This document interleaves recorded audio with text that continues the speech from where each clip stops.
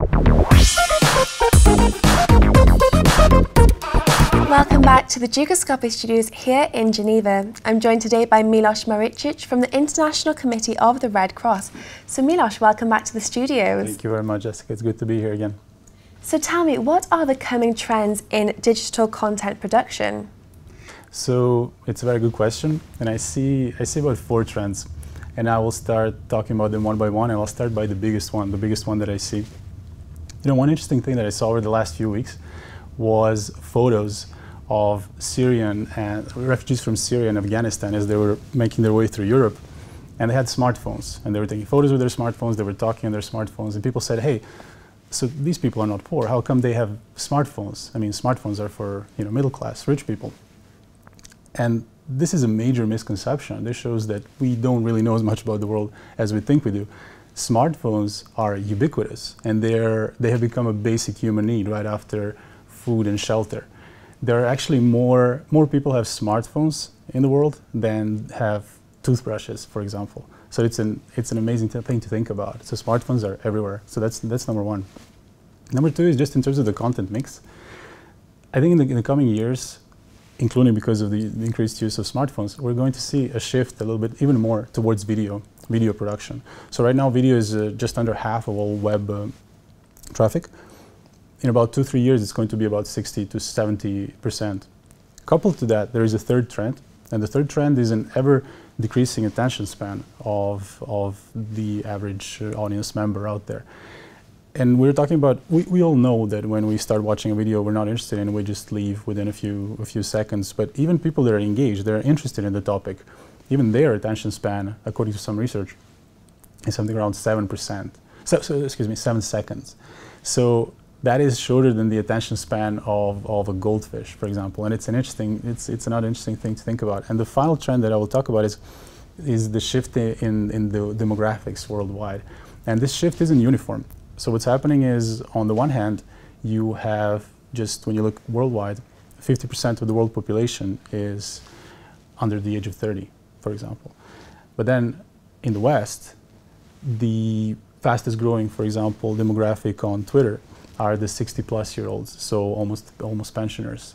So there is a demographic shift happening globally, but it's not uniform, and we need to tackle this. So those are some of the trends.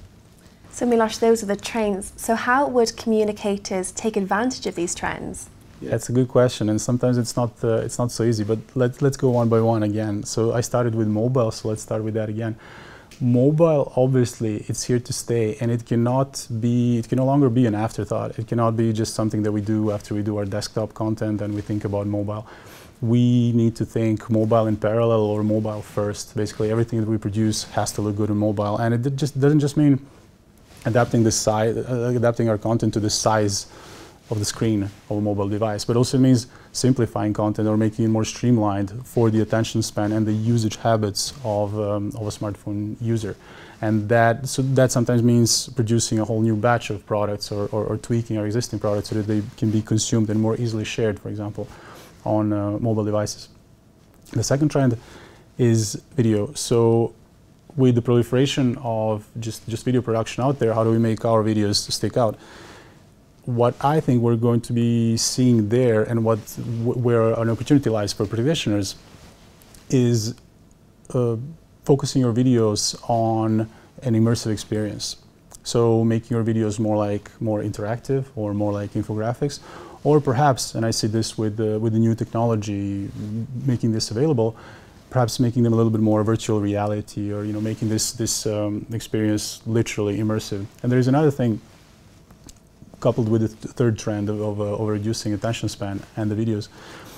We need to be clear also about the metrics that we use. So what are the typical metrics that we use when we talk about video, whether our video was successful or not? We think about views, but views are actually a very deceiving metric sometimes, because views also contain the people that left after 5 seconds or 10 seconds, but then our key message in that video could have been at second number 45. So we need to have this habit of front-loading our message, of understanding when it is in a video that the message is actually transmitted, and then making that point our key metric. So looking at what percentage of people actually arrived at that point while they were watching the video. And then the final trend, and also the final piece of advice about the demographics, the changing demographics. And here, it's simply not easy. It's hard, but that's also an opportunity. It just means that, as I was saying last time I was here, we need to go far away and far beyond from the broadcasting mode. So we need to actually curate our content and prepare it in such a way that it can be customized and targeted to all the different niches in the market. So whether it be young people in the Middle East or whether it be elderly people in the West, we just need to understand intimately these audiences, and we need to curate our content for them. One size fits all, it never has worked, but now increasingly and in the future, it is absolutely not going to work.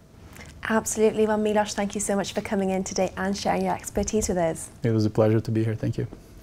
And thank you for watching. For all the latest Dukascopy updates and interviews, do keep clicking back. Goodbye for now.